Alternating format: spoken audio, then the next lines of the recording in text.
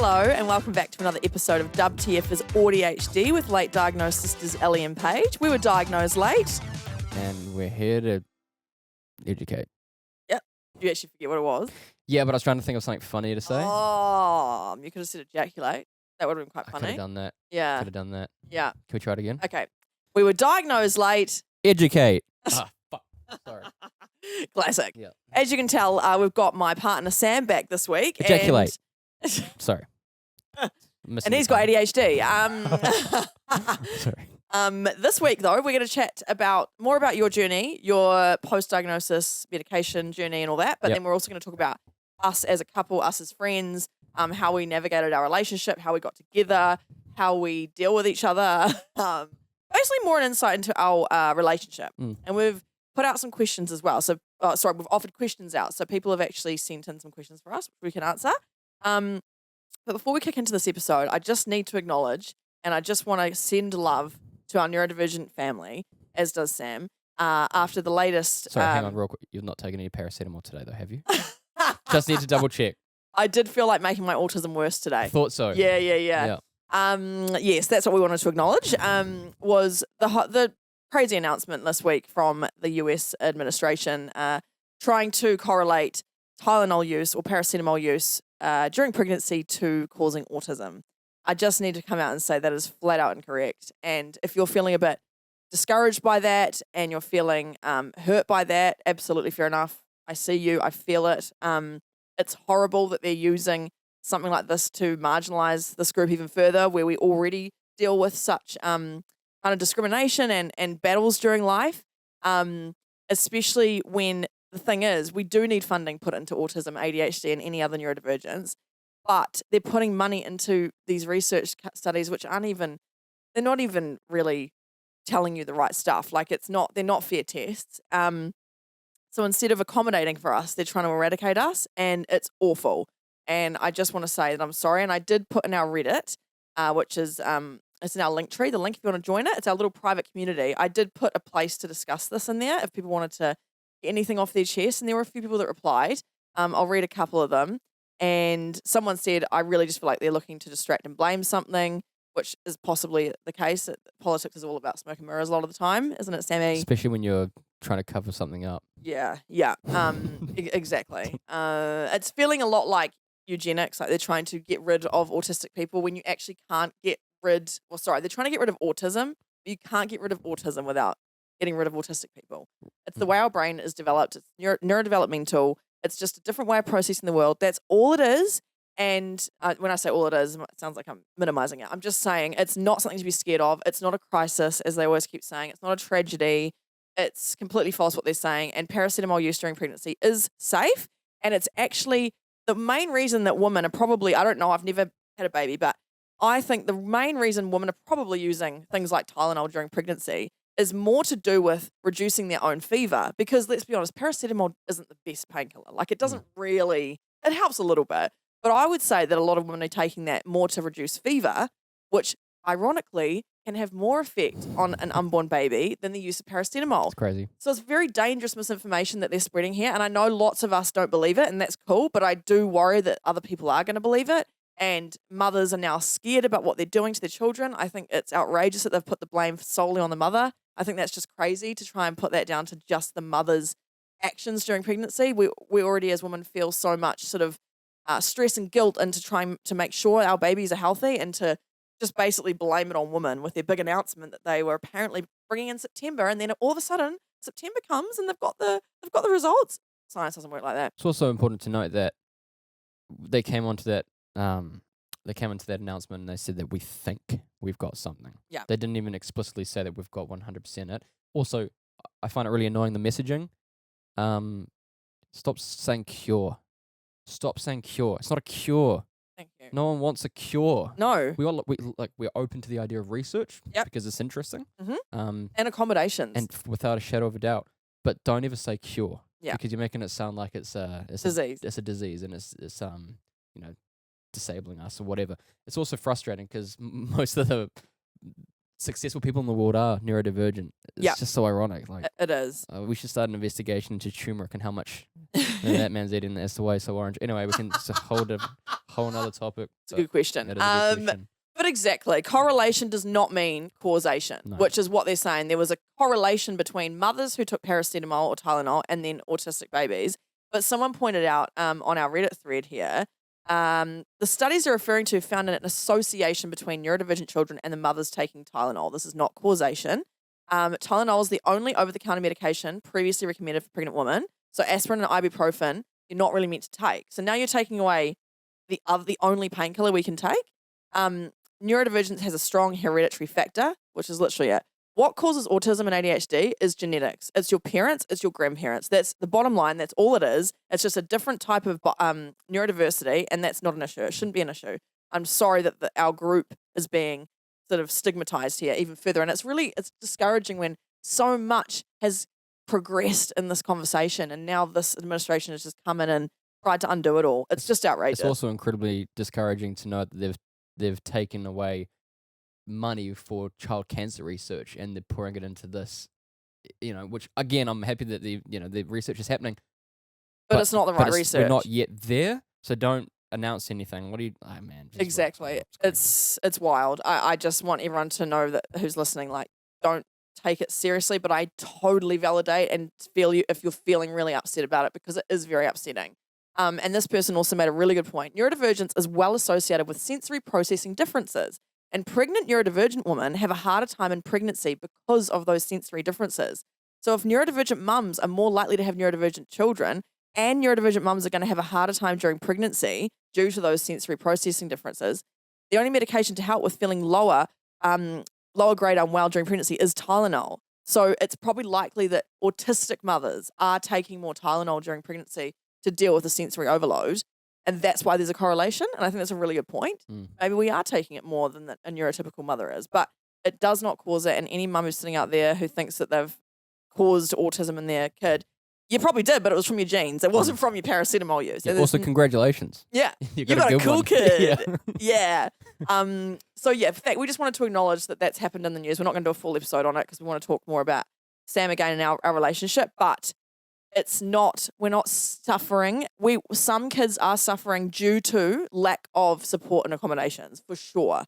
But if the research and the funding was put there, then we wouldn't have all these autistic kids struggling because they'd be accommodated. So it's really, really hard to watch, and just sending all my love to anyone who found that really hard to listen to. I did. I couldn't believe what I was watching the other day. The irony as well is that all the research that's been done has predominantly been on males. And so the fact that all of a sudden you've got this crazy scientific breakthrough for women is like, come on, man. Come on. Exactly right. We've barely even researched the woman and autism. Exactly. And I just want to also clarify that the cases have increased because the diagnostic criteria has widened, and we've also learnt more about it, and we've got more access to information and diagnosis. It is not an epidemic. It's like left-handedness, which I've talked about before. It's always been here, but now it's more common because it's more acceptable. So, yeah, please do take Tylenol. I'm just going to reverse everything that old mate said and take Tylenol. Go for it. And listen to your own healthcare professionals. Exactly. Listen to your government. Don't listen to them. If it's the likes of the World Health Organization aren't coming out with this, then don't listen to it. No. As far as we're aware, they're the guys. They're the ones that know it all. Yeah. Not Turmeric-gate. Exactly. And a lot of countries' health systems have come out in the last few days being like, that's not true. Please keep taking it if you need it. The NHS explicitly just said it's okay to use when you're pregnant. Don't listen to that. Yeah. I think the Ministry of Health in New Zealand said it too, or Health New Zealand. And there's, pretty much like every other country's come out and said it's false. So I don't know what they were thinking when they thought they were going to announce that and think that everyone was going to believe it. But anyway, I hope that everyone's feeling okay about that. Let's get on to you, Sammy. So last week we spoke about your journey very kind of like briefly, but we didn't really get to your diagnosis. So we kind of talked about how you came out of your appointment. I saw that weight lifted. You felt the weight lifted off you, and you had a intense and sudden understanding of yourself. But the main thing for you has been medication. Do you want to talk about your treatment and how that's helped you? Yeah, I was pretty reluctant when you first said, let's just go get a diagnosis, or let's just at least go and talk to Dr. Scholl. Shout out. Is that how you pronounce it? Shell. Damn it. Sorry. Dr. Shell, shout out. And going into it, it was a long chat. It was like it was a couple of hours at least. Yeah. Maybe even 3 hours. And it was so much to process when I walked out. You saw that weight being lifted. It hadn't quite yet been lifted because there was so much information that I was still trying to debunk and get through. But when I finally came to terms with it, man, like getting my Ritalin, there are so many different medications. It's crazy, and I did try a couple. Some of them didn't work for me. But Ritalin really it just clicked. Yeah, it's just so hard to put into words how much it's helped me in my life. Yeah. Just my ability just to do simple tasks and, Do you find that it helps you prioritize your tasks more? Yeah. Yeah. Big So time. like you instead of being overwhelmed and like lots of stuff to do, so I'm not gonna do anything, you're more confident in what you need to do. Yep. And do you stay focused for longer on stuff that might be a bit more boring than you want it to be? Yeah, I would always hold the mundane tasks, for later to maybe get them done at the end of the day because that's my incentive to get out. Yeah. Or to finish work. And so, yeah, after taking Ritalin in the morning, like I can sit at my office and just edit, and then by the time I know it, the projects are done, the time's just flown by. Yeah, and I'm well ahead of my work. Yeah. It also has made you more confident in social situations, hasn't it? Big time. Mm. It's such a weird. You can feel the switch in your brain nearly. For me, again, it's really important that it doesn't work for everyone. And it does take a few attempts sometimes for some people to find the right medication. And so for me, I was just quite fortunate. It happened quite quickly. But yeah. Social situations. Thanks. Yeah, I knew it. I knew you had gone off track there. That's so funny. Social situations. Yeah, I feel a whole lot less anxious in social situations now because I feel more switched on. Yeah, like do you feel like we talked about last week how Sam struggles to get his words together. Do you just feel like it helps you get your words together at least so you're not as anxious about do I look like an idiot right now? Yeah, I'd always before being medicated, I would always be thinking about what maybe nearly catching what the person I'm talking to is trying to say. So I'm trying to already think of my reply before it actually. You're not actually listening. Exactly. I'm not listening to anything they're saying. Yeah. And I'm already starting to think about what I say next. And then when I'm thrown is when they completely divert the conversation elsewhere. And then I don't have anything prepared, nor have I even listened to the last 10 seconds. So having this Ritalin, it keeps me present, keeps me focused, and keeps me here. And it's just so much easier to hold a conversation now because of it. Yeah. Everything it just falls into place. Before, the words would fall on top of each other and then bounce off each other. And it could go left and it could go right. Now I've just got this stream of words that flow one after the other. That is gorgeous. So profound, isn't it? That was beautiful. Thanks.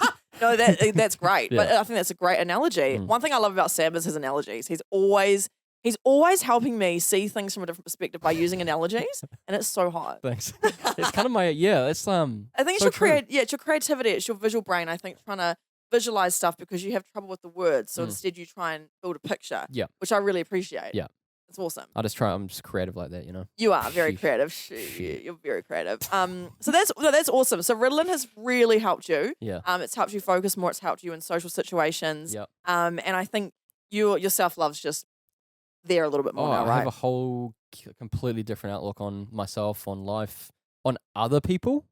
I'll get really frustrated with people before I would be diagnosed.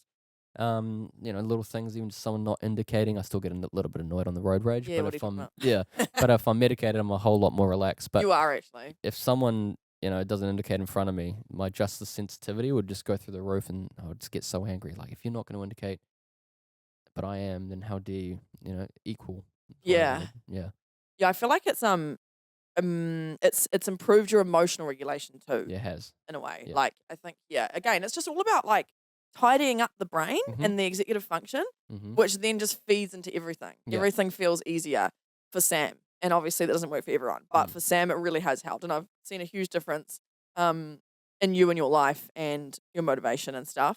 So it's helped you with your emotional regulation, but it's also really helped in particular in that route, your sort of anger towards yourself. We spoke a little bit about this last week, about how you were known to punch a hole in a wall if you were frustrated. But the medication and the diagnosis has helped you with that too, right? Yeah, 100%. Before I would get so wound up because I know what I'm trying to say. Like I know why I'm sort of feeling like this, but I can't ever explain it. Like I couldn't for the life of me. Mm. And so I'd get a roadblock where all these words just get, jumbled up here, and this roadblock here is just not letting any words through. And so the more that these words fill up, the heavier this wall becomes, and then it all just topples, and that's when I get angry because Yeah. and then when I do feel a lot better. It's not. I mean, I feel now different. Like I'm actually now angry for a different reason because I have lashed out and not happy about it. Yeah. But having this now has just made me go. Yeah, it's just a whole lot calmer. Makes me think about why I'm feeling like this. I can just rationalize things a whole lot easier. Yeah.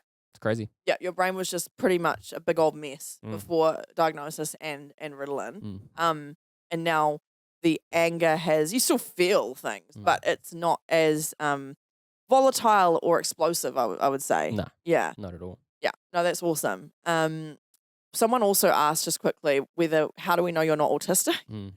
And the thing is, Sam's never been assessed for autism. However, in my opinion, he shows traits. So he's only diagnosed with ADHD, and I'm not confident enough to say that he's AuDHD, but I don't think I can answer that. We can't answer that question because I actually think that there's a chance you could also be autistic. A lot of things that you do. And Sam, you've got like a lot of like rituals that you do, like kind of repetitive movements and behaviors that you do, which is often more tied to autism. You want to share a little bit about those things that you do and have done your whole life? Yeah, there's quite a few. Like the pirouetting on the field's a great early example of that. Yeah, definitely. The rugby field. Yep. So I think for a lot of my stuff, everything needs to be balanced. So, for example, when I walk out of a room and I close the door behind me, I have to look behind the door before I close it. So I have to close it and then look behind it again real quick before I shut it. And I have to make sure I see all angles of the door. Yeah. Apart from the top and bottom. That could be down to maybe OCD. I don't know, but I don't know. It's hard because I feel like OCD is more about an obsessive thought and then a compulsive action. So often it will be something like, if I don't look behind this door, Ellie will die. That's really, really extreme. Right. And maybe not right, but like that's more OCD. Whereas I think what you're doing is potentially more in the realm of repetitive behaviors and rituals in a way that have become habits. But it's almost, in my opinion, I think it's a self-regulating thing. Keeps me balanced. Yeah. Because if I don't do it, then something is off. For example, like another one is when I'm drinking a drink or something, I need to look at the glass flat like that, and I also need to be able to see under the mug. Yeah. And before I put it down. So I can take a sip, do that, look at it, and then I put it down. Same thing with my phone. I need to see all sides of the phone. I need to basically see it as flat as possible.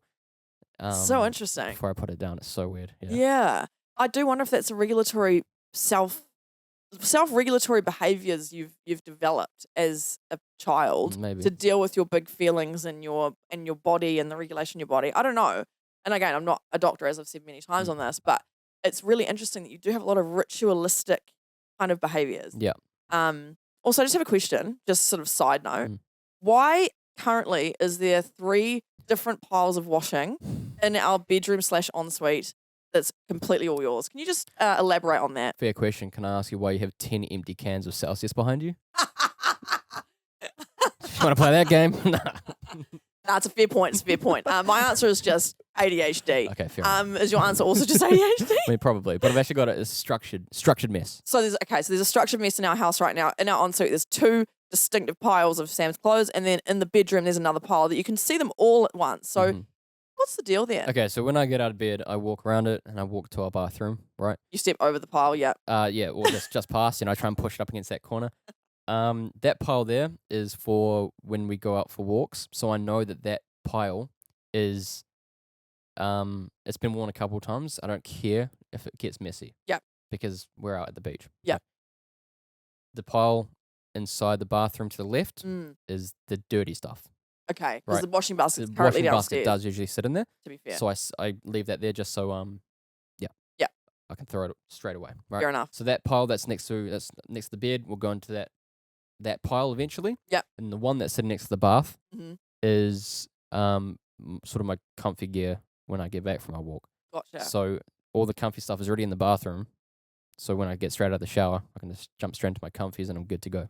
All right, that's very well and good for you. I love stepping over it all. Every time I walk around, I can't speak. I honestly can't speak.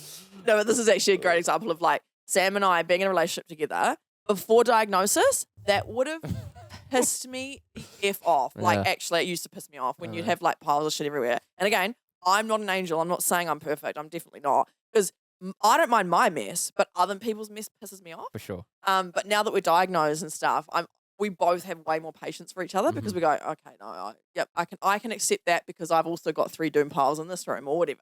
I think that's why being in a relationship and understanding each other's neurodivergence is really important because those clothes weren't really annoying me. I was laughing at it, kind of going, oh my God, what the hell are these all doing here? Nor is those cans aren't annoying me either. Those cans are annoying me for you because when we're trying to set this up and we're having to move things around, I'm like, if you just spent 2 minutes to pick up all those cans, take them downstairs, throw them away, you will never have to see them again. Yeah, there was literally 11 energy drink cans in this room about 20 minutes ago, and it was really dire. But yeah, this is probably a good segue into our relationship and how we got together and all that. Sam and I met when Sam was 20 and I was 22. Yes, I'm a cougar. Look at me go. No, yeah. So we both worked at NZME, which is an entertainment media company in New Zealand. I was working as an online producer for one of the radio stations. You were working as the production coordinator in the video department, which we talked about last week. And so we went on the same teams, but we did sit in the same open plan office and we could see each other like down the aisle very easily. We weren't friends necessarily straight away. Like we kind of coexisted for ages around each other. And then in 2015, it was our Christmas party and you were getting ready. You were making your costume. So the theme for the old Christmas party this year was that year it was newsworthy, had to be newsworthy. So I dressed up as, I don't know if you remember, but the old fucker right in the pussy. That guy. I dressed up as that. And Sam was doing last minute, again, huge sign unit neurodivergent. This was the day of, he's in the office during work hours making his costume. And probably quite, is that a bad costume now? You probably get cancelled. Yeah, it's a horrible costume. Yeah, I don't know if you guys remember the Roastbusters. It was a bad news story, but hey, you were in theme. Anyway, but I was also, I was against the Roastbusters. I had them in the back of the van. Yes, you were like protesting against the Roastbusters. Protesting against them. It was very creative. Anyway, you were making that, and I walked past and like, oh my gosh, what are you doing? And that was the moment we kind of like just met, and and I thought you were cute, but I didn't necessarily think anything of it. Did I meet you on a moustache? Were you dressed up already? Nah, nah. This was during the day. Okay. So I looked hot. Then I looked hotter that night. Anyway, Sam and I that night at the Christmas party, we just found each other and we were just dancing on the dance floor together, just being absolute idiots, eh? Like we were just having the best time. We'd only just really talked that day. And then we actually decided to go home to my house. But I need to stress, it was so platonic. It really wasn't. Yeah. It wasn't. We had a lot of fun that night. Yeah. We literally danced. I think there was a group of nuns at that event as well. Yeah. So we were handed their Bibles, and so you and I were running around with Bibles dancing, and we were pretty much the last ones there, I think, at the time. We were just being silly idiots. For hours though, like it was just 2 peas in a pod from the very beginning. Yeah, just so immature and silly and so stupid. Yeah. Yeah, and so Sam also lived on the same side of Auckland as I did, and so I think we just were like, just come stay with me. Yeah. I've got a bed. Blah blah blah blah. Yeah. And we went to bed and we put on Harry Potter 3, one of my favorite ever movies. Same with you, Sam. And then we just fell asleep to Harry Potter, which I think was my suggestion too. It was. Wasn't it? Yeah. It was. I was like, oh my god, that's fucking awesome. Yeah. And this is the sad bit about this is that morning when we woke up, it was like, oh, that was fun. Haha, see you later. Blah blah blah. From that moment, we were really good friends. But one thing that I really loved and appreciated about you, which is actually quite sad, is that you didn't try anything on me in that bed that night. Yeah. And I will say that 95% of any other boy that came into my bed, whether I was saying it was a sexual thing or not, tried something on me. Mm-hmm. And I think I'm speaking for a lot of people here when I say that we just never know who to trust. And that night when you genuinely just came and slept in my bed, watched a movie with me and fell asleep. Yeah. I was just like, oh, this is a good guy. Like he hasn't tried anything. He could have. Like he was literally in my bed. He didn't take that ticket as, oh, she's keen on me. It was like, it was so refreshing, but I think that just is so sad that I don't know. that's not the norm. I know. Anyway, after that night, Certainly Sam helps that I got a twin sister and an older sister too. This is growing true. up with girls, you understand how you would want them to be treated. Mm-hmm. Exactly. That's kind of it. And I think, just, yeah. Yeah, I couldn't agree more. I think you having sisters, and especially a twin sister, has Mm. helped you understand women really deeply. Mm. Ooh. What? Nah, that could have sounded wrong. Anyway. Not that night. No. So then after that, Sam and I became really good friends. Genuinely, we were in other relationships at this point too. Well, not at that point, but then after that, we got into other relationships with other people, and we used to just chat at work all the time. And this is so funny. This is like a sign that we were neurodivergent as well. There's so much I look back I on know, it's crazy. where I'm like, oh my gosh, we were so bored at work. So me and Sam were in these jobs, which were good, but they weren't like we were in our early 20s. We just needed money and blah blah blah. We used to go and our parents are probably going to hear this for the first time as they listen to this, but Sam and I used to probably every 2 hours a day, so probably at least 4 times a day, we would go out to this. That many? Yeah, maybe sometimes. Oh, yeah. Sometimes I think it was less, but I feel like sometimes it was sort of like every 2 hours, lunchtime at least, and then maybe morning and afternoon. Definitely with a coffee in the morning. Yeah, exactly. It's at least 3 times. We would go to this car park near the work and we would smoke cigarettes together. And sorry, Mum and Dad, it's probably the first time you've heard that. But we literally were so bored that we would just go and smoke cigarettes together. And it's dopamine seeking acts now that I look back on it.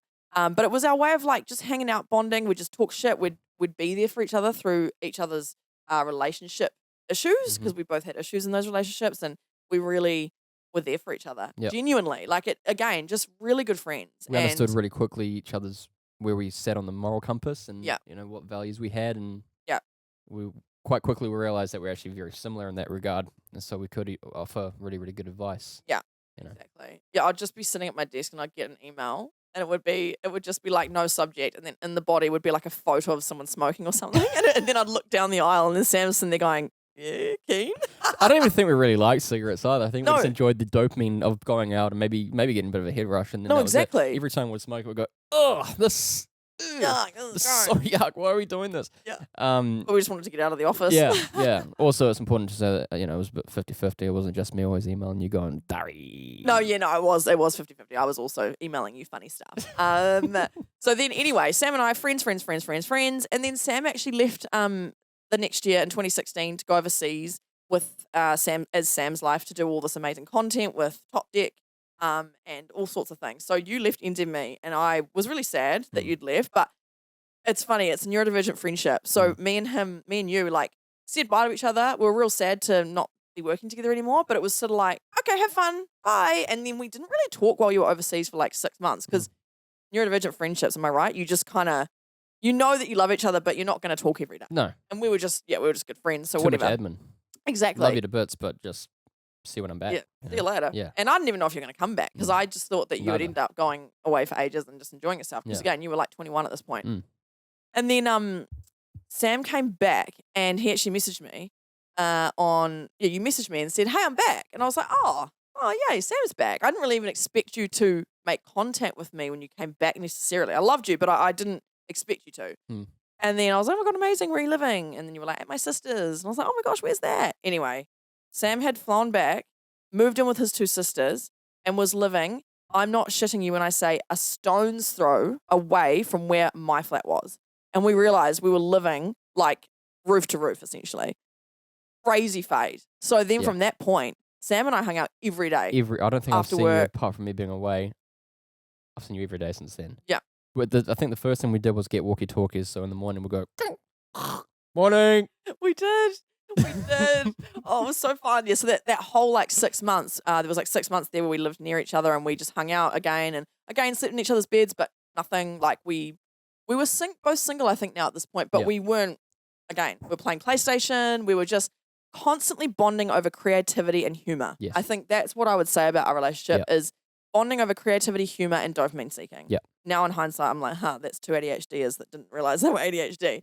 And then eventually your sisters moved out and you needed a place to live, and Paige had just moved out of my flat, so you came and moved in. So then we were flatting together, and then this is where it turned. So in 2017, I hope everyone's actually interested in this whole story, but we're just going to tell it anyway. We were going. I started thinking, holy shit, and it wasn't like I was feeling it the whole time, but I definitely was falling in love with you as a person. I wouldn't say I was in love with you, but it was more the more I hung out with you, the more I was like, this guy's cool. I got along really well with your sisters. You got along with my sister. It was just like, I don't know. And then I said to one of my really good friends, and it was so weird to admit it out loud, but I was like, I think I like you. And I was so scared and like almost gutted that I liked you because I didn't want to ruin our friendship because it was so good. 100%. So good. Mm-hmm. And so anyway, there was this party happening at one of our friends' houses. Just before that, I think the time that I realized where I started thinking about the prospect of it, because also my sisters loved you so much. They're like, when are you going to date Ellie? Can you just hurry up? And in my head, I'm like, oh, no, I'm not going to date Ellie. She's like one of us, she's a sister. Blah, yeah. And then when we had that sort of makeshift tennis court out the back that we'd made, with the volleyball net and, we made that, we did. Whatever. Yeah, we made all sorts of sports events and stuff at your flat. We'd do little tournaments with people and like summer games and all that. It was fun as. And, so fun. And then I remember listening to High School Musical as we were playing one of the tennis, I was playing with some mates on the field. And then I swear I remember this so well. I looked over at you as I Just Want to Be With You when Zac Efron was singing that part. I just want to be with you. And when you did that, I swear I saw you zoom up, like as if you were on Snapchat and you were sort of just filming the environment. I just want to be with you. And from there I was like, did you just say that? Oh, shit. Oh, my God. And from there, I couldn't get that off my mind. I was like, holy shit. So and you then that's when I started thinking, I was like, what if, Nice, yeah. And I probably was subconsciously zooming into you or singing it to you, but we both wanted to reject that idea, I think, initially, because it was like, no, we're such good friends. Like, we've gone this far with nothing. We've never kissed. We've never done anything. Don't want to ruin it. Because I'd got with other people before who were my friends and it kind of ruined the friendship. And then there was a party coming up, and I will say, sorry, Mum and Dad, once again, I did consume a few substances because I was like, I need to tell Sam this because either he's going to like me back and it would be great, or he won't and I might ruin our friendship. But I started liking you and appreciating you so much that I was like, I don't think I can live unless I tell him this. Well.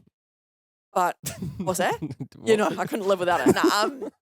But then So I had to, I'm not endorsing this, but I had to take a lot of substances that night to just get the confidence.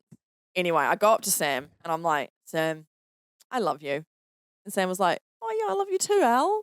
And then I was like, yeah, brother, what's up? and then Sam goes, love you too, Al. And I'm like, no, Sam, I love you. And then there was this like what felt like for me an eternity of a pause. So then I'm like, but it's all good if you don't feel the same. It's fine. We can just do it. And I just verbal diarrhea. And as it came out of my mouth, I remember my whole gut just like falling out of my asshole because I was just like, oh my God, I've just potentially ruined this friendship just with that one sentence. And as I'm doing my big blah, blah, blah, blah, he leaned in and he kissed me. And it was just gorgeous. And I was like, holy moly. Like this is the first time we've kissed as well. So I'm like, oh my God. What a good first kiss that was too. It was lovely. Hey. And then all our friends were like watching like, oh my God, Ellie and Sam. Because everyone knew we were really good friends. No one ever suspected anything either. Maybe they did. Or maybe they had, maybe. They probably did. Maybe they were going, wait, just hurry up and get together. Maybe. But I think a few people were looking at it going, okay, that tracks. Right. They are very close. And then I then pulled away and went, Sam, like, honestly, please don't just say this if because I've said it. I'm okay if you don't like me the same way. I still just want to be your friend. I love you so much. And the moment I knew he was serious is he immediately got his phone, phoned his sisters, and I heard him say, oh, because you then said, yeah, should we just be together? And I was like, oh, like. It made sense. Yeah, like, okay, we'll just be together. Remember, we lived together too. I was like, okay, we'll just be together. Also, you saying that sort of initiated that in my head too. Like. It was kind of confirmation of like. Yeah, like I think I'd been subliminally suppressing it, maybe, the idea of it, until you'd said it out loud. And I was like, holy shit, like this is. Yeah, like I love you too. Yeah. Totally. It was so sweet. And then I was still unsure because we were very inebriated. Totally. And so I was like, what the heck? What if he regrets this in the morning? And then I saw him walk away, phone his sisters, and I heard him say, me and Ellie are together. And then, yay. And I was like, oh, shit, no, he's serious. I was excited to tell them that because they've wanted this so long. That's so cute. That's when I knew I was like, okay, he wouldn't just call his sisters and tell them that. And so then, from that night and to this moment, we've been together ever since. We went home that night to our shared house, slept in the same bed, and this time, well, the dude. It wasn't just platonic, was it? No. And wow, that was amazing. That was so weird though. After like waking up the next morning though, it was like, oh, I remember waking up going, he like has regretted that, but no, you didn't, because here we are to this day. Yeah. It wasn't even awkward or anything. It was perfectly sweet. It Like, was. morning out. Nice. Morning. Yeah. The only weird thing was like we went from friends to then sitting on the couch together and going, do I now hug him? Do I now Yeah. like put my hand out? But then also I'm not really into physical touch that much anyway. No. So I think one thing I'd say about a relationship and one of the reasons I love it so much is being friends first is just the best. And I know a lot of the time it's hard Yeah. to be friends with the opposite gender or sex because you don't know what their intentions are. But if you can have a friendship before you're together, highly recommend. Like Totally. I just knew Sam had respect for me as a person. It was never centered on like sex or like attraction necessarily. It was more about our brains Yeah. had related to each other and we loved each other's brains. Yeah. And I think to this day that's why we're such a strong couple because at the end of the day we were friends first. Yeah, you were going through a breakup as I was going through a breakup. I could see how you were dealing with the breakup and vice versa. I could see how you would speak about, said partner at the time and vice versa. So we got to know each other really well in terms of a relationship because we understood where our boundaries were and how our morals set and so on and so forth. But yeah, even after that, like I was still a bit nervous. Like I was like, is this the right thing? Am I screwing up with this relationship? Like Yeah. I love her. But now how does she feel about all this? And I'd speak to mates going, is this the right decision? Am I fucking this up? Yeah. I just didn't know. Yeah. I really just didn't know. It was weird at the start Yeah. in that way. It was sort of like, I just hope it's never ruined because we love each other so much. But no, I honestly think that those early days of friendship together of clearly like just creativity, humor and dopamine seeking is what I'd say our relationship was built on. And also the other thing that drew me to you is Sam was such a confident looking person. He had Sam's life, his videos, all that kind of stuff. And yet when I actually got to know you, I realized that you were also performing all the time like I was. And this is before I knew what masking was. But I think you and I bonded over being able to truly be ourselves together. I feel like we both unmasked a lot when we were together without realizing we were unmasking. I think I saw a lot of myself in you where everyone loves you. You're very energetic and like people find you very personable. But really deep down, if you see us at home, we're actually both quite quiet and quite like introverted is what I would say. Big time. But we're very good at masking, and I think that's one thing that bonded us is like we saw that in each other. I think. So anyway, this is a long road, but basically we're still together. Breaking news, we're still together, and we've obviously lived together ever since we got together. We own a house now. We've got 2 cats and a dog, and everything's great. And then about 4 years into our relationship, we then both got diagnosed with ADHD, which we've kind of already spoken about, but it all just made sense. And there were things I guess let's talk about like. Maybe this is a good time to take some listener questions because this might be how we answer how we navigate as a couple. Also, shout out to the person who said I look like Lizzie McGuire's brother. That's hilarious. Hilarious. You actually do. I can kind of see it, and I think we've got the same sort of temperament as well. Yeah, I can see it too. That's our cat Tony. Hi, buddy. Hi, buddy. Hello. All right. Let's jump into some listener questions because basically before diagnosis for both of us, we had when we had conflict or emotional regulation issues, we did clash quite a lot. This is where our relationship was tested heavily early on because we had different communication styles, and I'm very much like I want to talk it through. I want to confirm everything's okay. I want to make sure that we're all whereas Sam, as you've talked about, you struggle with your words and your thoughts, so you would rather wait a while, go and process stuff, and then talk about it. Yes. And early on, it caused almost more conflict than the actual arguments themselves because you would want to run away and I would want to talk about it. Yeah. And there was a lot of pain for me personally because I felt like you weren't seeing me. And then there was a lot of frustration from you because you felt smothered when all you wanted was to just be left alone. So that was a real big conflict issue we had early on. And then also the emotional regulation back then for you was still pretty poor because you were younger, you weren't diagnosed, you weren't medicated. And so I didn't know how to deal with that sometimes when you would have a bit of a lash. I just sort of didn't know what to do.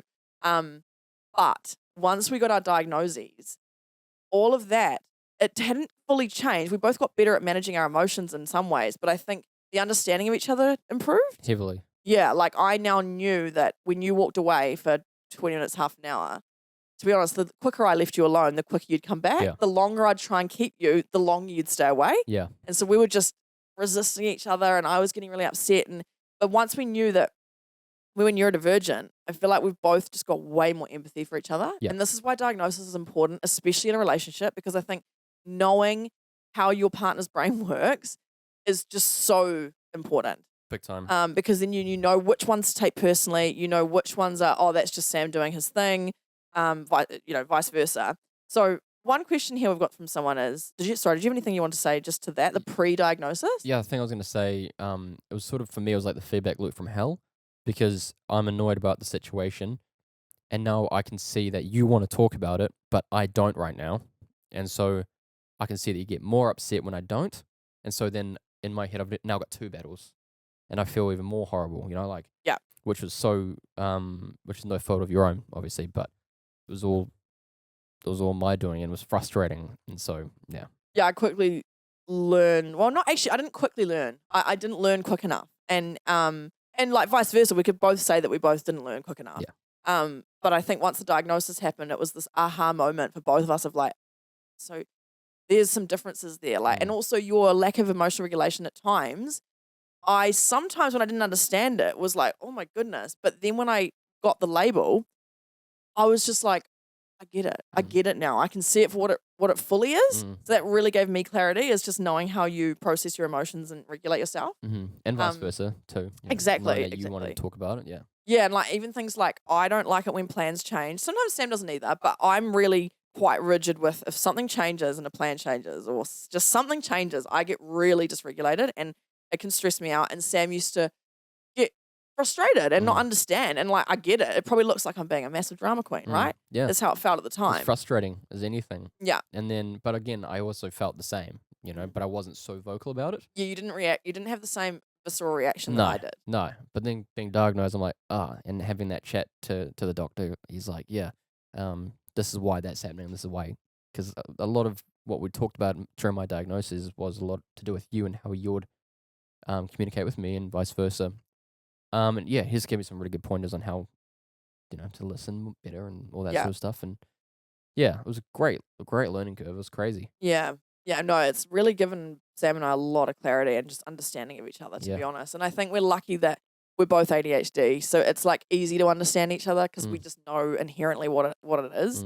But before it definitely caused a lot of confusion, a lot of debate and conflict and trauma and stress in our relationship. Not enough to break us up, clearly, because we loved each other, but sometimes our conflict was very stressful. It was, but it's definitely got a lot better when we do have conflict. But I actually think the conflict's reduced too. Like, I feel like the conflict's just reduced. Yeah, just like anything, it's just like a scab, like a scab will heal. And sometimes you'll scrape the scab and you'll bleed again. But the longer you leave it, the better it'll become. And that's exactly what we had. It was just, over time, we've just learnt to deal with it, and that scab's, over. Yeah, exactly. That's another beautiful Thanks. metaphor there from Sam. Cheers. So yeah, someone's asked, how do you navigate if you are both emotionally dysregulated at the same time? To be honest, this is probably the hardest. This is probably one bit that you and I, this is my opinion, chime in with what you want, but I think when you and I are dysregulated at the same time, we both just kind of separate. Like we just give each other space. And I wouldn't say that we have necessarily a massive solution to that. Like, I think sometimes when we're both dysregulated, it is just a big ball of shit. Yeah. But I think we also know it too. That's the thing. It's like now we know why we're acting this way. We know it's not personal. We know that Sam's just having a moment, Ellie's having her moment. And then eventually time just heals that. Yeah. Or we have a little conversation or whatever. But I think, the understanding is what's changed it for us. Yeah. So sorry, we don't have huge advice there. But it's really it. I think it's also just communicating that to each other. Yeah. I think it's also important to know how each of you would deal with things anyway, like different types of emotions, anger, sadness, frustration, and just communicate. It's so important. Radical candid conversation is so crucial in these environments. Yeah. And it's okay to have different feelings about things too. Yeah. Like you like to talk about things. I still don't really, but I will come around to it. And I think it's just giving each other that time and that space to work out, just leave the situation that you're in. And for me, sometimes, again, I'll go to the drum kit and I'll smash the drums. Yeah. I would exert some energy and I'll be back to it and I'm good to go and we can have that chat. Yeah. So I think it's just, as cliche as it sounds, communicate the best of your ability Yeah. and just be as honest as you can with each other. And I think it's the best way forward. Yeah. And if you've got a neurotypical partner who doesn't quite understand you, maybe share this episode with them, because I know we're both neurodivergent, but I think it's also important that we all understand each other and ourselves in our relationships. And the understanding is actually what I reckon helps 75% of it. The other 25 is still, you still need to work at things and figuring it out. Yeah. Yeah, and we're not perfect. Like, we still have the odd conflict and fight, and our emotional regulation's not good, and we might yell at each other at times. Really, but like we do. But I think now we just don't take it as badly to ourselves and to each other. We just get it, is what I'd say. So if you're neurotypical and you're listening, please just try and learn more about your neurodivergent partner. And again, remember, we've both got ADHD, but they're very different ADHDs. Yeah, like, you're more sensory seeking, and we're kind of, you're more like Paige, I would say, if in your profile, if we were going to like generalize. But we're still very different. We just have learned how to communicate more. And like I was saying about the washing piles before, now that just doesn't annoy me as much. Yeah. Because I just know that I know where your brain's at. And like a lot of the time, Sam actually goes through cleaning sprees where all of a sudden the whole house is clean. I'm like, oh, he's in one of those moods. All right, I better not leave anything around, but I love it because often it's when I'm... What's that? Ritalin. Yeah, Ritalin. Yeah, exactly. We've got another question here. How do you guys fare with communication as a neurodivergent couple? How do we what? It says, how do you guys fare with comms, which just means like, how do you guys go with communication when it comes to being a neurodivergent couple? I mean, it's a hard one. Like, we kind of have known each other for so long now too that it's hard to like look outside ourselves and how we do this. But like you were just saying, we just try and talk, share our feelings, share our thoughts, have patience. That's actually probably one of the biggest things is just have patience for each other and not take everything to heart. But it's very hard because we're very sensitive. But I think just sharing our thoughts and feelings and being observant of each other's behaviors and moods and stuff. Like, I'm very communicative with you now about my menstrual cycle. Like, I'll say to you, I'm in my bad bit. Like, and then you just, you know, and it's fine. And it's just more trying to verbalize it. But again, it's really hard for people because sometimes people can't verbalize their feelings. No, they can't. I think, like, I can talk to that a lot because I'm horrible at it. But a lot of the time, it's actually the person themselves are feeling crap too. Yeah. So it's not always necessarily at you. You know, if you are neurotypical, it's probably not actually at you. It's probably more them that they're actually angry at. So yeah, I think it's also good to have that patience, but also revisit it later. If you're not going to talk about it now, revisit it. Yeah. Just talk about it, even if it's passing comment. As long as it's brought up again, it's important. Yeah. Because then you can just tick that one off, like, yeah. Totally. Another thing that I definitely do, and I think I've learned to do with you, and I think you do it as well, is we both have rejection sensitivity disorder. Like, we both have very intense feelings of rejection, even to each other. Like, this morning you went to show me a video on the TV, and I watched the first 5 seconds, thought that was the gag and walked away. And then you were like, oh, you said something like, oh, well, you didn't want to watch it then. And I was like, oh, sorry. Like, and I think you took that like quite, not personally, but I think, the time. Can you explain what you felt in that moment? So sometimes if there's like, if we're busy, right? If we're maybe we've got a podcast episode to record and we're on a time limit, it's clear that we're trying to get our tasks done. And when we're ADHD, it's difficult to stop someone in their tracks, and I know that. But then the dopamine for me is to show you this video, right? We do this every night. I send you a billion Instagrams, and we'll go, can we watch some of these funny videos that I've sent? And so the dopamine there is for me to enjoy it with you because I found it funny. I know you're going to find it funny. Yeah. And then the letdown, the bubble that's being burst, is when it's clear that you don't want to be there, but you feel like you're there just because you're being polite. Yeah. And I'm like, just if you're busy, just say you're busy and don't half-ass watch it. I'd rather you just go, can I just have a quick shower and then watch it after? Yeah. But yeah, by all means. And so when I see you sort of like looking as you're sort of still, like, oh yeah, that's funny as, like, oh, just, I can see you wanting to have a shower now. So just have your shower now and then let's talk about it. So that's where my frustration came from. I was like, Just communicate and Just tell me you don't want to watch it right now. Because I could tell you felt really like, I could tell your bubble had been burst. Yeah. I've got a cat behind us making noise. I could tell your bubble had been burst. But then I was also so, this is the thing about me and my autism. I'm on a warpath. I'd actually just got out of the shower and I have a very specific routine after my shower. I do moisturizers and all this stuff. And if I don't do it quick enough, sensory wise, I feel really yucky. And I'd only come into the room to get my deodorant. So you'd interrupted my thought process. But I thought, oh, it'll just be a quick thing. I'll just watch it. I found the first bit funny, and so I was like, oh, that must be the gag. And then I walked away. So that's actually a really minor but classic example of you're interrupting my flow, but then I'm bursting your bubble. And maybe I should have just said, sorry, can I watch it soon? But instead I'm trying to like also appease you in the moment and go, oh yeah, funny. But then it just probably did more damage. Yeah, so like little things like that happen to us all the time. And I think in the past, had that whole interaction happened, first of all, I don't know why. I wouldn't have known why I was so hyper-focused on getting my routine done. You wouldn't have really understood why you felt that way. Again, this is why the understanding of our brains is just so important because I can rationalize it now. But yeah, we both have RSD and we both definitely deal with that as a couple. And I think we very much confide in each other when we're feeling RSD from someone else. We talk a lot about just anything and we're there for each other. But we're definitely both very sensitive. And I think like the other day. No.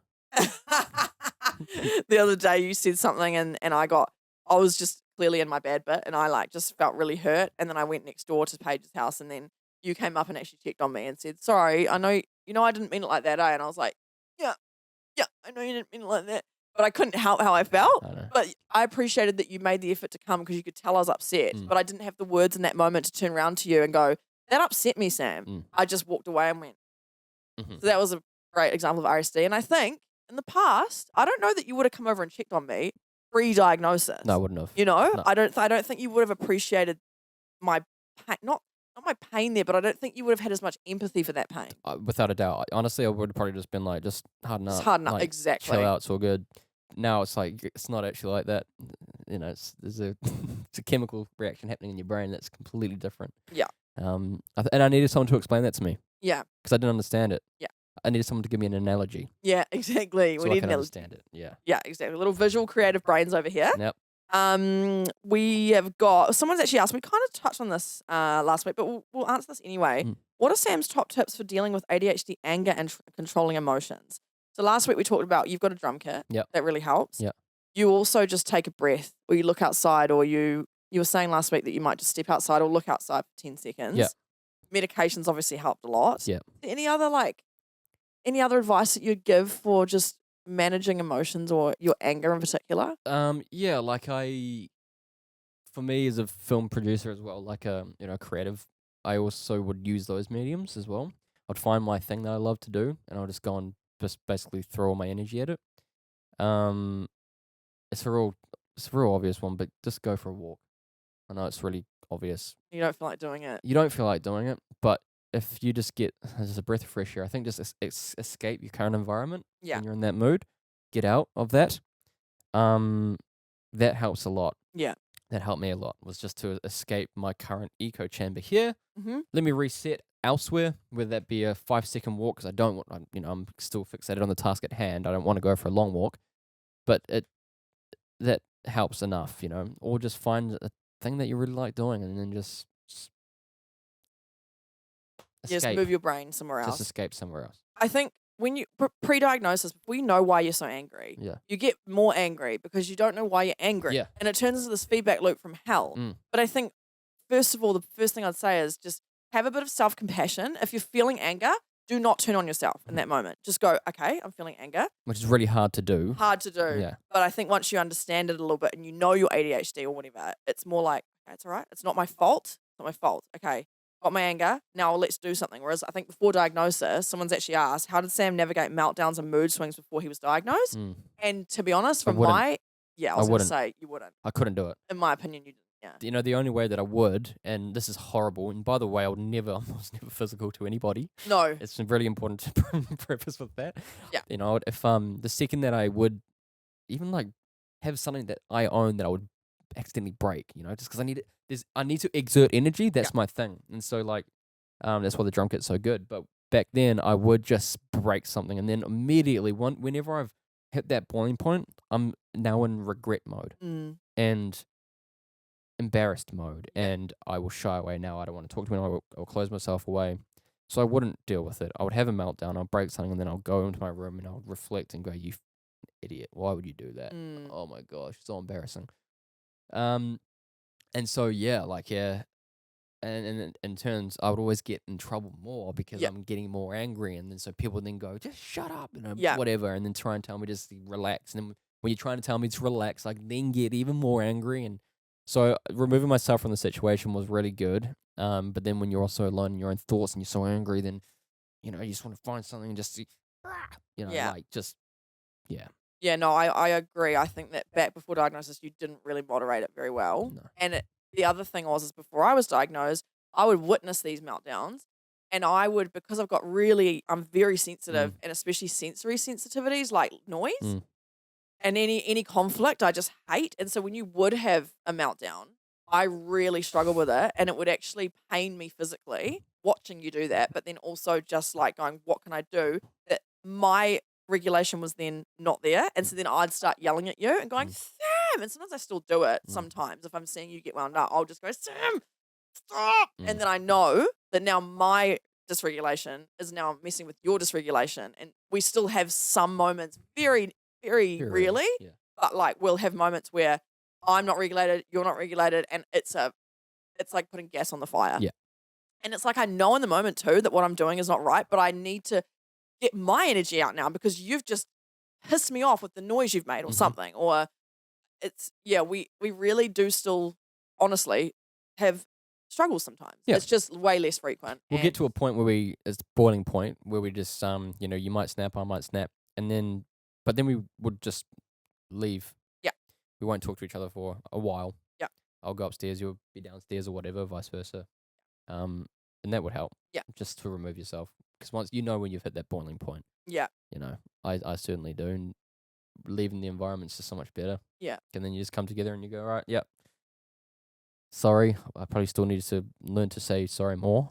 I'm pretty bad at saying sorry. I will sorry. agree with that. Like I think sometimes I'm very hyper empathetic, and I think you have empathy for sure. But then I think sometimes you don't maybe have as much as I would want you to. No. Is what I would say.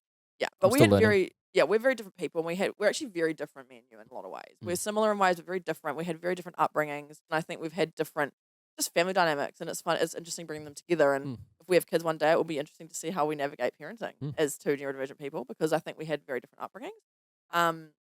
Which could also heavily work in our favour too, though. Yeah, totally. Seeing both sides of that spectrum, I think. Totally. I will say as well, I think I'm very risk averse, and it really annoys Sam sometimes, which is totally fair enough, and it even annoys me. Yeah. You're very spontaneous, risk taking, like it's classic autistic as for me, ADHD as for you. Yeah. And I think it causes conflict sometimes, but in other ways, I actually think you and I balance each other out really well, because I pull you back a little bit and make sure you're not going too crazy, but then you also encourage me to come forward a little bit and take a few risks, or just try this, or and I'm the sort of voice of reason going, Sammy, have you thought about this? So I think that's something that works well in our relationship. Even though it brings conflict sometimes, I think sometimes we acknowledge that those parts of us are actually really cool, and we should both understand each of those sides of the spectrum and kind of work to them, because I think that helps us a lot. Definitely. Even political views sometimes, we would have conversations about it. We both see different sides sometimes, and then we'll both come together and talk about why we might see it from that point of view. Yeah. And then you go, oh yeah, I see it from that side. And then I'll go, oh yeah, thanks for that. Awesome. Totally. It's so important. If you can do that with politics, and you can do it with anything. Exactly. Sam and I inherently are actually reasonably different when it comes to politics. We're very human first, but like we do have slightly differing opinions on stuff. But it's never really been an issue for us. We just empathize, we listen, we try and see each other's point of views. Sometimes we disagree to disagree, and that's fine. I think it's important to have those healthy conversations with your partners and your friends. And just remember that we've all got different life experiences, and we're both seeing things from a different perspective. You're a boy, I'm a girl. Like there's just so much experience and privilege that comes into it too. And I think I am proud of us for how we can navigate those conversations. Yeah, for sure. One last topic that I reckon we should just briefly chat about is just our intimacy. because I think a lot of neurodivergent people struggle with the intimacy side because either they are hyper into it, they really need it, or they really don't want it, or sex can be sensory overload. Sex, I find sometimes, is too many tasks. And so in previous relationships that I've been in, I always felt like I couldn't fulfill my partner's needs, like in terms of this side of it. I always felt like they wanted to, and I sometimes wanted to, but sometimes I just, and again, they weren't pressuring me. These boyfriends were all great, but Neurotypical boyfriends too? well, You think? at the time, yeah, like we didn't know if they were, but I look back on some of them and I'm like, maybe they weren't neurotypical. But I always felt really inadequate in terms of, I just felt this pressure to have sex sometimes, and I didn't want to. And I think a lot of people feel this, and we feel like we have to. And Sam, you're the first person that, we're very lucky here. Our sex drive is very matched. Like Yeah, we it is. like, and when I say matched, I mean like it's probably more infrequent than other couples, I would say. Without a shadow of a doubt. Yeah. Yeah, 100%. We still do, and we still enjoy when we do, and it's great bonding when we do. However, most of the time we'll kind of just hint at it. Like we won't even. It's not often spontaneous. Often it'll be like, oh yes, probably should, probably do a Google go, aren't we? calendar event notification pops up 10 minutes. You're like, we'll kind of not. We won't necessarily put it in the calendar, but in our brains we'll kind of not plan it because you still want it to be spontaneous, but we kind of have this understanding of like, oh yes, we mentally prepare for that because for people with ADHD, that's a lot of tasks. It's so much admin.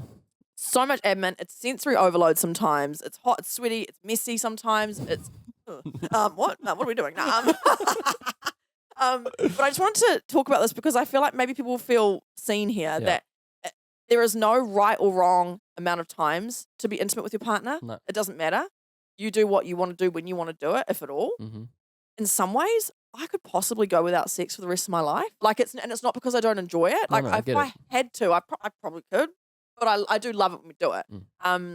But I just wanted to sort of talk about this and say, if you've got someone who matches your sex drive, that's awesome. Because that's not an issue for us. And I think a lot of this probably comes from us being friends first. Because a lot of our foundation of our relationship is actually to do with our brains and not really to do with physical intimacy. Our sex is sharing common views on things and having experiences and laughing and, doing dumb shit like that. Yeah, when we laugh hysterically together, that's like my orgasm. Yeah. You know what I mean? Like that's like better than the orgasm. You know what I'm saying? Jesus. Oh wait, just kidding.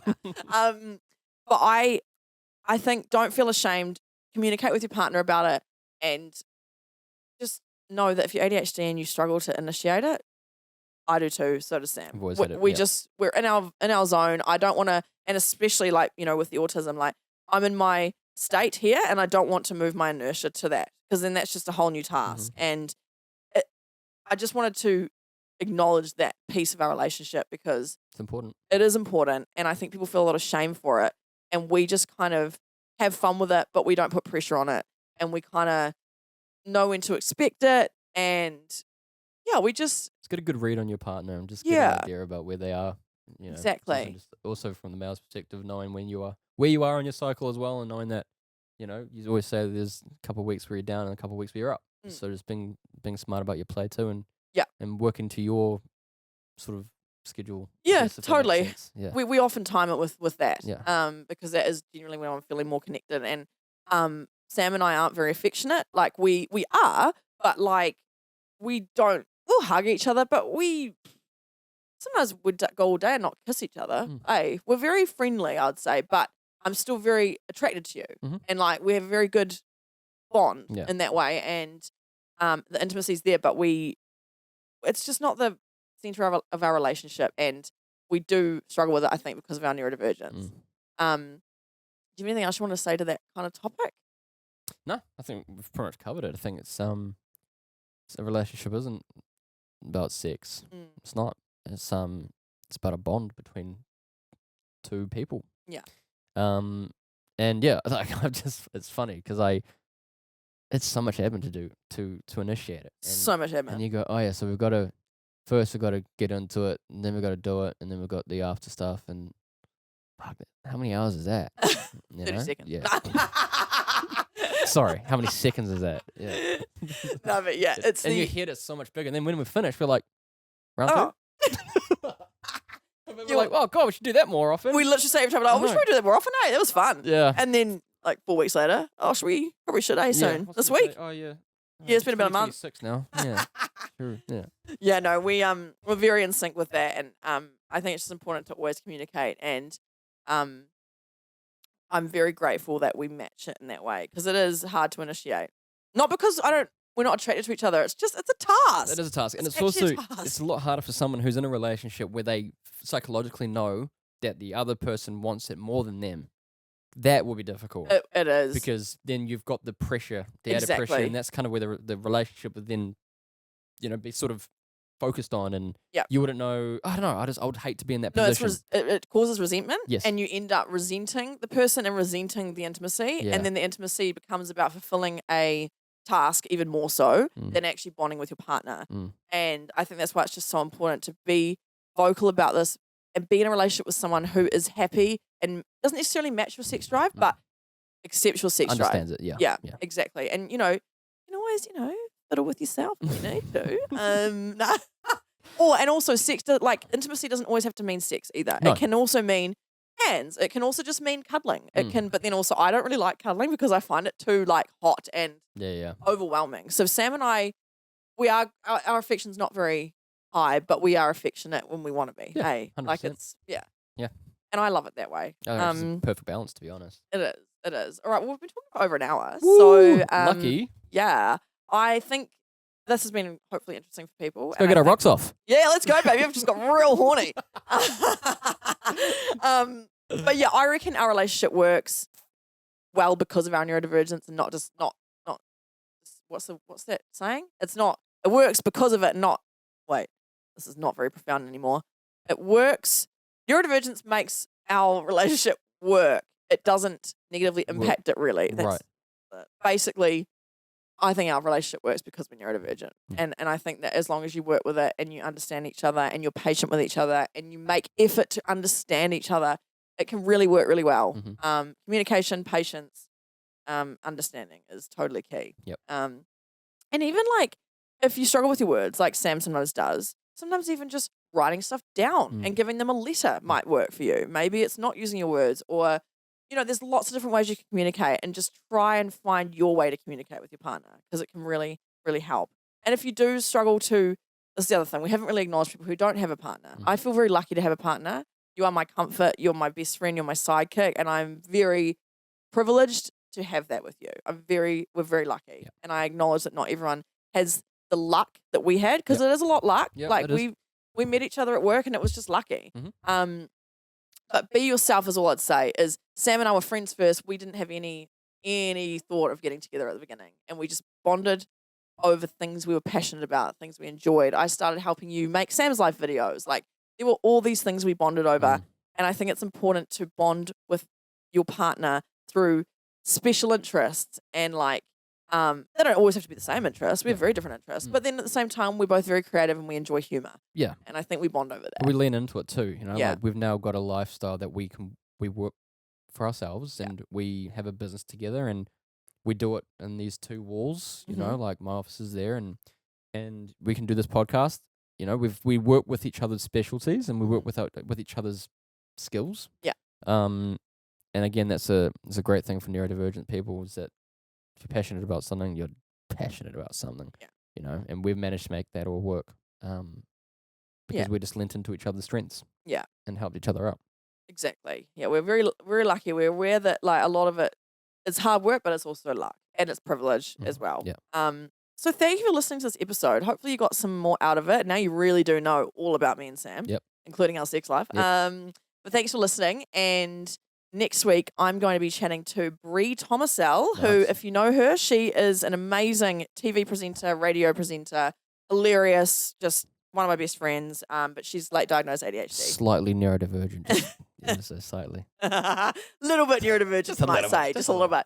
But I'm going to be chatting to her about her journey, and because she's in the media, she's in the public eye, so we'll talk Great to her story. about that. Yeah, how she deals with that, and how she looks like she's got the most amount of confidence in the world, but really when you get to know Bree, she's very sensitive and sweet and lacks confidence just like we do. I'm seeing a trend here. Yeah, we all have imposter syndrome, okay? So I'll sucks. chat. I hate imposter syndrome. Yeah, It's the worst. It is the worst. So we'll chat to Bree next week. But thanks for listening. Come and join our Reddit. The link's in our link tree. And we can have some discussions together and look after yourself and keep using Tylenol is the last thing I'd say. Yeah. You take that paracetamol, babes. You go for it. Do what you want with it. Woo! Thanks, Sammy, for your time and for being so vulnerable. Thanks for having me. That's no worries. All right. Love you. See ya. Love you. Bye. Bye.